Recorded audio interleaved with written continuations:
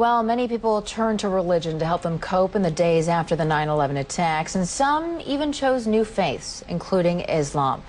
That may be no surprise, since a quarter of the estimated 6 million Muslims in the United States are converts. Delia Gallagher looks at two people who chose that path. Allison Poole says this phrase 3 times in Arabic and then in English. There is no God but God. And I bear witness. That Muhammad is the messenger of God. Is the messenger of God. And her conversion ceremony is complete. She's now a Muslim. Moments later, she'll marry Sammy and become Allison El Gamal. But Allison, who was raised a Southern Baptist in North Carolina, says faith, not marriage, made her want to become a Muslim. I think for a long time I've been looking for something. There's been like a piece missing. Always one little thing that maybe wasn't right. At a ceremony marking the Muslim holy month of Ramadan, she explained why Islam appeals to her.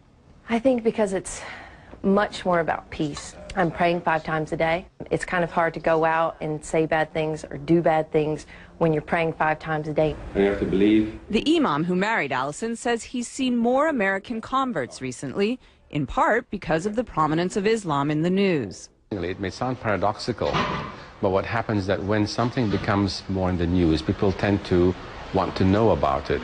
Allison says she was already on a spiritual quest when she began to hear a lot about Islam post 9/11. Barbara Cardebuke, another recent Muslim convert, says 9/11 also played a part in her conversion. After 9/11, I thought this is the time when people really have to start looking for real answers to get away from everybody fighting back and war. You have to start looking towards God. Barbara says through Islam she found a one-on-one relationship with God she was unable to find as a Roman Catholic. I always felt when you go to church you're praying to Jesus or you're doing Hail Marys. I used to think, well, where's God? She says her family has been mostly supportive of her conversion.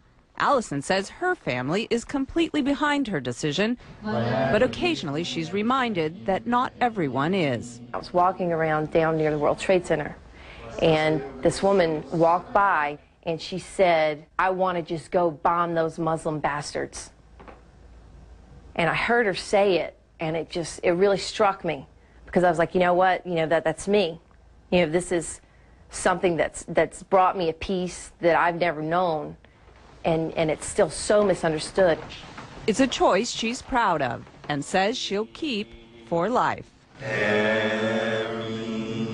Delia Gallagher, CNN,